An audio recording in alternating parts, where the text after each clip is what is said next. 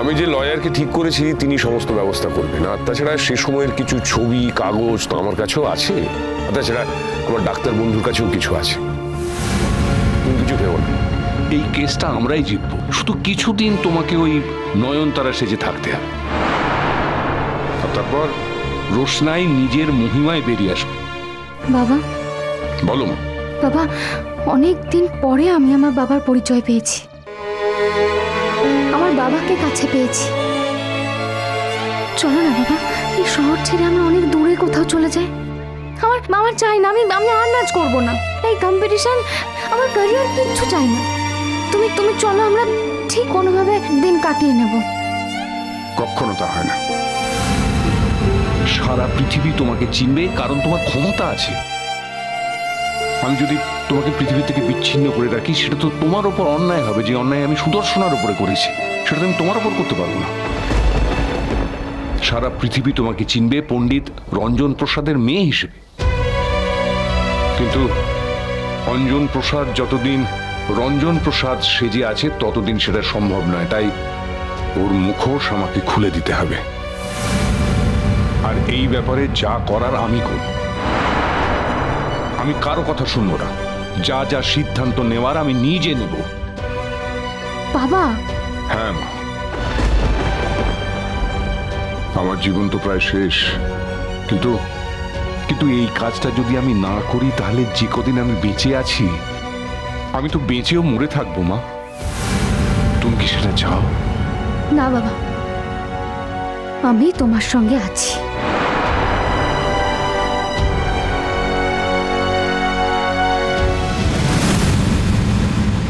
কিছু তো তোমার নিশ্চয়ই হয়েছে মা।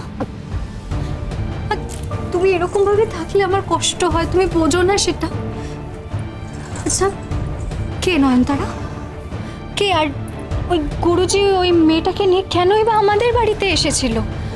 তুমি সেদিন থেকে কিরকম প্যানিক করছো কেন মা?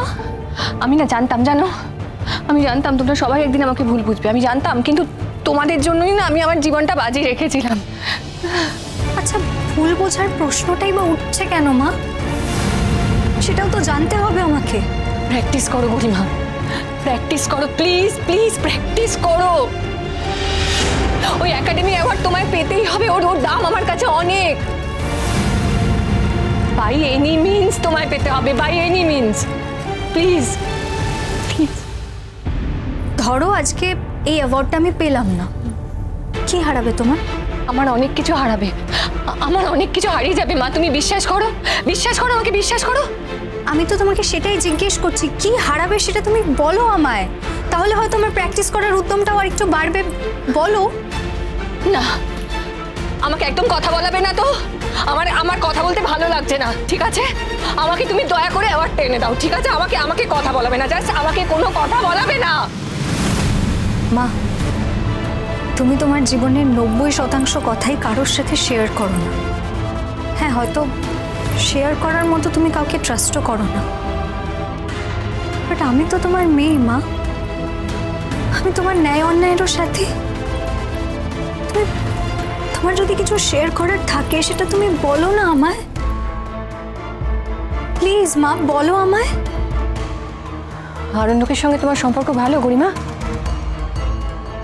কোন কথা থেকে তুমি কোথায় চলে গেলে? না না, আমার এটা খুব জানা দরকার, ইটস ইম্পর্টেন্ট। ভালো করার চেষ্টা করেছি, হয়তো সবকিছু ঠিক হয়ে যাবে। হয়তো নয়, হয়তো নয়, ভালো করতে হবে, ভালো, as soon as possible ভালো করতে হবে, বুঝতে পেরেছো? এটা তো ম্যাজিক না যে একদিনে সবকিছু ভালো হয়ে যাবে। এত কিছু গেছে আমাদের ওপর দিয়ে, স্বাভাবিকভাবে সংসার করতে না সময় লাগবে মা, আমার কিছু করার নেই। যত সব ট্র্যাশ কথাবার্তা।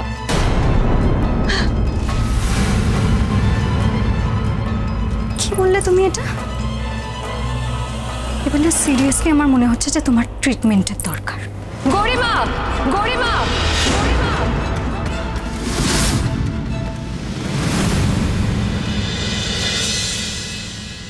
রোশনাই, রোশনাই। হ্যাঁ বাবা, এখানে। ও, এদিকে এসো। বাবা, তুমি আবার রান্না করেছো? আমি সব সময় বলি যে আমি তোমাকে রান্নায় একটু হেল্প করে দিচ্ছি, শোনোই না তুমি। আজকেও রান্না করে নিয়েছো তুমি? প্রশ্নই ওঠে না। আজকে তোমার জীবনের এত বড় একটা দিন, হ্যাঁ, ওর এত বড় একটা নাচ, আমি তোমাকে হেল্প করতে বলতে পারি? বাবা তুমি তো কোনোদিনই আমাকে হেল্প করতে দাও না। না, দিই না তো, কারণ এতগুলো বছরে আমি তো তোমার জন্য কিচ্ছু করতে পারিনি। যা করার তোমার মা করেছে। তোমাকে মানুষ করার জন্যে, তোমাকে আগলানোর জন্য কি ভয়ঙ্কর জীবন যুদ্ধটাই না সে করেছে। হ্যাঁ, আমার মা আমাকে ঠিক যতটা ভালোবাসা দিয়েছে পৃথিবীর অনেক মেয়েই হয়তো সেই ভালোবাসাটা পায়নি। হ্যাঁ, এটাও ঠিক, আমার মায়ের সংসারে হয়তো অর্থের অভাব ছিল, সম্মানের অভাব ছিল, কিন্তু ভালোবাসার অভাব কোনোদিনও ছিল না। শুধু একটাই আফসোস রয়ে গেল, আমি সুদর্শনার সামনে দাঁড়িয়ে বলতে পারলাম না যে পৃথিবীতে তোমার মতো অন্যের সন্তানকে নিজের সন্তানের মতো মানুষ আর কেউ করতে পারত না। যে পৃথিবীতে ওই সুরঙ্গমার মতো খারাপ মানুষ থাকে, সেই পৃথিবীতে সুদর্শনার মতো মানুষও থাকে। কি আশ্চর্য, তাই না? যাক, আজকে এসব কথা থাক। শোনো মা, আজকে আমি তোমার জন্য পায়েস রান্না করেছি। কি বাবা, তুমি পায়েস তুমি পারো? একসময় একজন মহিলাকে নিজের হাতে রান্না করে যত্ন করে খাওয়াতে হতো। ভালোবাসার জন্য মানুষ কি না পারে। সুরঙ্গমা মুখার্জির কথা বলছো তো? আচ্ছা বাবা, যাকে তুমি একদিন এত ভালোবাসতে, আজও কি তার সামনে দাঁড়ালে তোমার মনে হয় যে তুমি আজও তাকে ভালোবাসো? আমি মানছি যে যে ভালোবাসা অবুঝ, যুক্তিহীন, মানছি, কিন্তু ভালোবাসায় আঘাত পেলে না, সেই আঘাত ঘৃণার আকার নেয়। ওই মহিলাকে আমি পৃথিবীতে সব থেকে বেশি ঘৃণা করি। বাবা, সেই জন্যই তো তোমাকে বলছি, চলো না আমরা এই সব কিছু ছেড়ে চলে যাই, অনেক দূরে চলে যাই। কি হবে বলো, এই যে লড়াই আমরা করছি, কি হবে এগুলো করে? না, কোনোদিন ওই কথাটা বলবে না। যতবার তুমি এই কথাটা বলবে, তুমি তোমার মাকে ছোট করবে। কারণ জীবিত অবস্থায় তো আমি ওর জন্য কিচ্ছু করতে পারিনি, কিন্তু জীবন দিয়ে প্রমাণ করে গেছে যে ও আমাদের জীবনে কতখানি ছিল। তাই ওকে কিছু ফেরত দেওয়ার সময় এসেছে। ও যখন বেঁচে ছিল তখন তো ওকে আমি কোনো সম্মানই দিতে পারিনি, আর এখন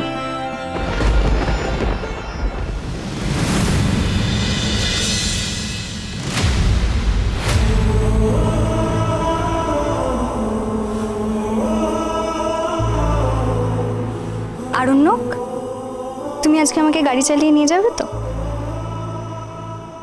আমি কেন?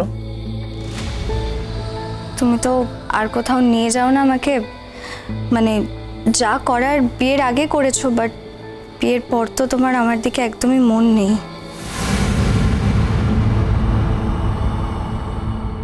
কি ভাবছো? না, কিছু না। আমি জানি তুমি রোশনাইয়ের কথা ভাবছো। আমারও খুব মনে পড়ছে ওকে। আজকে যদি ও থাকতো তাহলে ও আজকে এখানে পারফর্ম করতে পারতো। ওই নয়নতারা এখানে ডান্স করছে, কোথাকার কোন নয়নতারা, সে এখানে পারফর্ম করছে। মানে আমি জানি ও হয়তো রোশনাইরই কেউ, কিন্তু ও তো আর রোশনাই নয়। তোমার মনে আছে আরণ্যক, আমি কিন্তু ইনিশিয়ালি রোশনাইয়ের উপর এত রেগে ছিলাম না।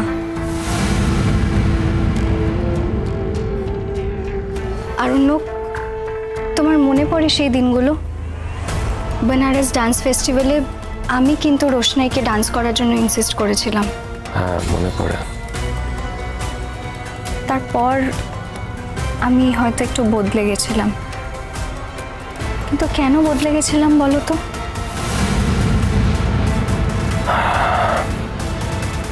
আমার মনে হয় তোমার মায়ের প্রভাবে। হ্যাঁ, সেটা খানিকটা ঠিকই, কিন্তু দেখো, আমার মা একটু ইনসিকিওর হয়ে গেছিল। মা ইনসিকিওর হয়ে গেছিল এটা ভেবে যে রোশনাই হয়তো তার মেয়ের জীবনটাই নষ্ট করে দিতে চাইছে। আর রোশনাই।